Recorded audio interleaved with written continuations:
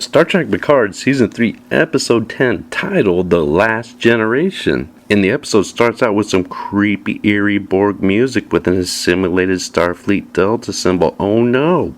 The president of the United Federation of Planets, Anton Chekhov, son of Pavlov Andreevich Chekhov, is transmitting an emergency subspace broadcast warning not to approach Earth due to an unknown Borg signal assimilating Starfleet and their junior crews that now are attacking the planet from orbit. Emergency hails across the Federation have gone silent as the Enterprise D is the only ship in the quadrant and within range and able to respond. Picard and gang detect a Borg vessel near Jupiter where they lay in a course to engage. Arriving in Jovian orbit, they discover a Borg cube emerging from the gas giant's atmosphere while broadcasting the Omega telepathic organic Jack signal through a transwarp conduit towards Earth. On board the Titan, 7 of 9 and Raffi have rallied a group of senior crew members fighting their way to the bridge where the younger Borgified ensigns are now commanding the ship.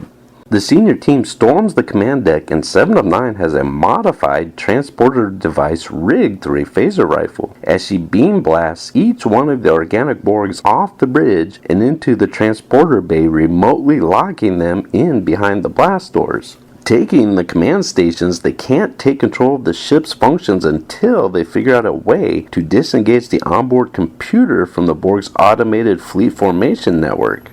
Back above Jupiter, Data scans the Borg cube to be at only 36% operational strength, as the majority of the systems are being used to power the Hive Mind Starfleet control broadcast. The cube then scans the Enterprise, proceeding to lower its shields and redirecting weapons to what Picard proclaims as an invitation for him to enter the structure. Dr. Crusher uses some technobabble medical science skills locating Jack inside the central core as Picard, Riker, and Worf prep for a boarding action. Beverly, Deanna, and Data stay on board with LaForge in command of the ship. Beaming inside the cube, the away team are surprised to find it free of drone soldiers with decaying Borg corpses being cannibalized by the mechanical walls. Through a remote comlink, Dr. Crusher guides Picard towards Jack's biosignature as Riker and Worf begin searching for the control beacon. The Admiral discovers Jack Box rambling out analytical instructions to the new organic collective, and hoisted above the command chamber is a "Oh my gosh, what happened to your face?" badly scarred and mutilated Borg Queen 4.0, laughing maniacally next to her cackling clone husband, Emperor Palpatine. Cutis of Borg, welcome home to your new collective family. It was I who allowed the Enterprise to find the location of the Borg generator. Back in Earth orbit, hundreds of starships in the Borg Armada continue to bombard the space dock fortress, slowly chipping away at its orbital defense capacity. Barricaded inside the Titan's bridge, 7 of 9 and Raffi determine the new collective controls the fleet formation through a line-of-sight network demonstrated by the circular group clusters of Starfleet ships. Accessing control of the ship's data files, they upload the prefix codes for every assimilated starship to scramble their shield systems while activating the Klingon cloaking device, disengaging the Titan from the collective's control network. Returning to Jupiter's gas giant atmosphere inside the Borg cube's command chambers, Picard yells at the collective Queen 4.0 as she explains the details of her super evil master plan, blaming Jean-Luc for the collective's technological collapse, dying of starvation at the edge of space. While the Borg collective was dying, the Queen heard Jack's voice grow stronger over the years as he grew and matured the organic Borg DNA network genetically inherited and passed on from his father's former assimilation as Locutus of Borg. The Queen continues to proclaim the future of the collective does not lie in assimilation, but now through organic evolution, weaponizing Starfleet's genetics with the Rogue Changeling Alliance, both sharing their mutual disdain of the Federation.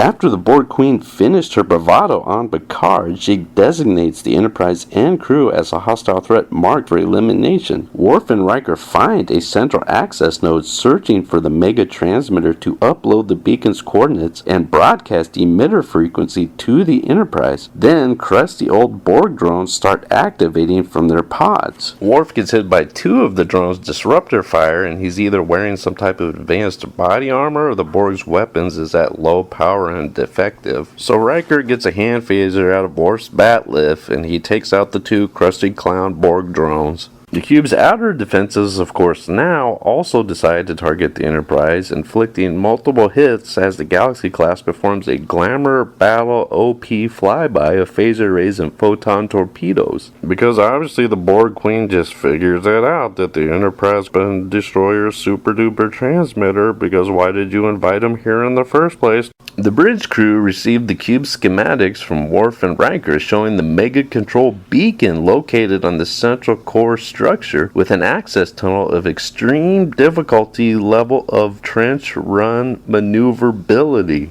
Data 3.0 rises to the occasion with a gut instinct that he can successfully navigate through the cube obstacle tunnel as the Enterprise D goes for a fast and furious ride into the reactor core's access corridor. The simulated Starfleet ships finally break through Space Dock's defenses as the entire station is knocked out of orbit, falling into Earth's gravity well. The Borg fleet formation scores hits on the Cloaked Titan with predictive algorithms, as the organic Borg bridge crew ensigns break out of the transporter bay and destroy the retrofitted Klingon cloaking system, leaving the Titan visible and disabled after multiple Borg weapons hits. The collective fleet formation begins targeting all of our cities as Picard and the Borg Queen continue to argue about her super evil master plan. The Enterprise completes its trench run through the corridor, reaching the Mega Telepathic Beacon Array Central Core Reactor, and determine they will have 1 minute to escape after destroying it, with no way to reach the away team inside the Queen's chamber. Picard decides to assimilate his positronic body because if he unplugs Jack from the control structure, he will die. Only if he decides to exit the collective on his own and voluntarily surrender the Vox identity is the only way Jack will survive. Picard convinces his son through the power of fatherly love to exit the Vox control network. Jack uses his telepathic link with Deanna Troy's mind to give her the coordinates to beam them out after the Enterprise D turns around and successfully navigates the Borg Cube Tetris maze for a second time. Picard and gang destroys the Jupiter cube and the Borg are exterminated. Everyone is rescued on Earth and all the assimilated starship crews get instantly de-Borgified after the signal connection is severed. A year then goes by with a bunch of hugging, counseling sessions, and poker games as the TNG crew rides off into the sunset. The Neo-Constitution class Titan is renamed the Enterprise G with Captain Hansen in command, Raffi as the first officer, and Ensign Jack Crusher as yeoman after being fast-tracked through the Academy. Why did Captain Vadic have to cut off her goo hand to communicate with the Borg Queen? And why did the Queen disguise her voice? Where the strike came from, or if it was a Dominion warship, is unknown, along with why the Skeletor Changeling crew took the shapes of bird people with clicker voices. Were the unaltered traditional Changelings and Great Link Dominion founders in league with the Borg also is unknown.